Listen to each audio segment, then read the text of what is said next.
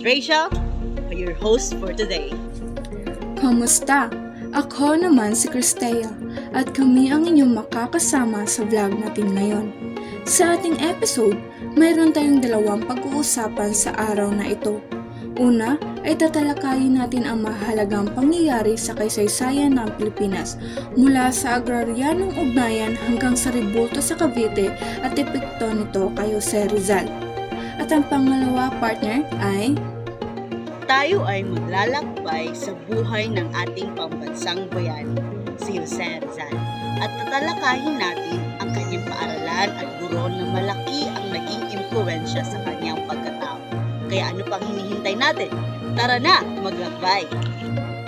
sa ika-18 siglo, ang paglabas ng mga Heswita mula sa Pilipinas ay humantong sa makabuluhang pagbabago sa agrikultura, lalo na sa Cavite at Calamba.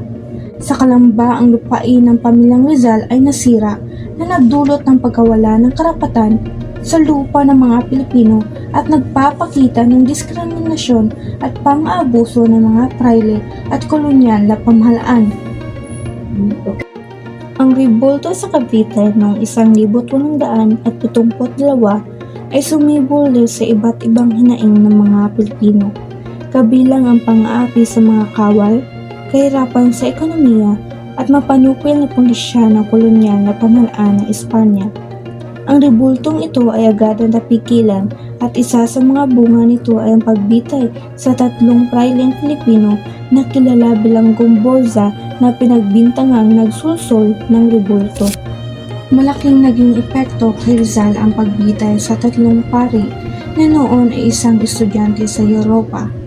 Ang hindi makatarungang pagbitay sa mga praile na ito ay nagpalakas sa pambansang damdamin ni Rizal at nagtaas ang kanyang kamalayan sa mga pang-api at pang-aabuso ng kolonyal na pamahalaan ng Espanya. Ito ang naging pundasyon ng kanyang pambansang pagkamakabayan at reformista. Noong pinalaya sa mga Heswita at kinuha ang kanilang mga lupa noong 1768, lumala ang kalagayan ng mga magsasaka sa Pilipinas. Ang mga lupain ito ay napunta sa mga praile at mga Kastilang elitista na nagdulot ng kahirapan at pang-aabuso sa mga Pilipinong magsasaka. Sa kabuuan, ang mga pangyayaring ito ay nagpapakita kung paano nakaimpluwensya ang kasaysayan at lipunan sa pagbuo ng kamalayan at pagkatao. Sa pamamagitan ng pag-unawa sa mga pangyayari sa nakaraan, mapauunawa natin kung paano nabuo at nagbago ang ating lipunan at kung paano tayo makakatulong sa pagpapalakas nito sa hinaharap.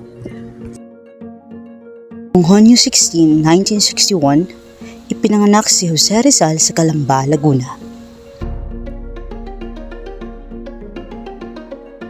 Ang kanyang unang paaralan ay ang paaralan ng bayan ng Calamba, kung saan ang kanyang ina na si Doña Teodora ang kanyang unang guro. Tinuruan siya ng kanyang ina kung paano magbasa at magsulat. Matapos ang Calamba, dinala naman tayo sa Binian, Laguna, kung saan nag-aral si Rizal sa ilalim ng guro na si Justiniano Aquino Cruz. Isa itong guro na hindi lang nagturo ng akademikong kaalaman, kundi nagbigay din ng halaga sa kultura at pagmamahal sa sariling wika. Sa edad na 11 taong gulang, dinala si Rizal ng kanyang ina sa Maynila upang mag-aral sa Ateneo Municipal de Manila. Dito niya nakilala si Padre Jose Beck, ang isang Heswita na naging kanyang guro. Si Padre Beck ay naging mahalaga sa buhay ni Rizal dahil sa kanyang pagtuturo ng kahalagahan ng edukasyon at pagmamahal sa bayan.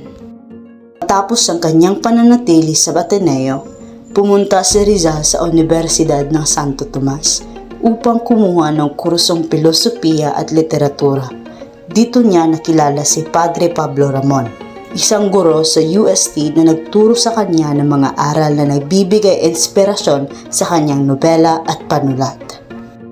Ang mga guro ni Jose Rizal tulad ni Padre Jose Beck at Padre Pablo Ramon ay hindi lamang nagturo ng akademikong kaalaman sa kanya kundi pati na rin ng mga halaga at prinsipyong nagbigay inspirasyon sa kanyang pagsusulat laban sa pang-aapi at kawalang katarungan.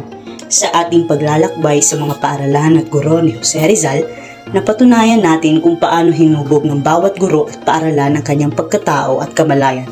Ang kanilang mga aral at halimbawa ay naging susi sa pag-usbong ng kanyang pagmamahal sa bayan, kanyang katalinuhan at kanyang pananampalataya.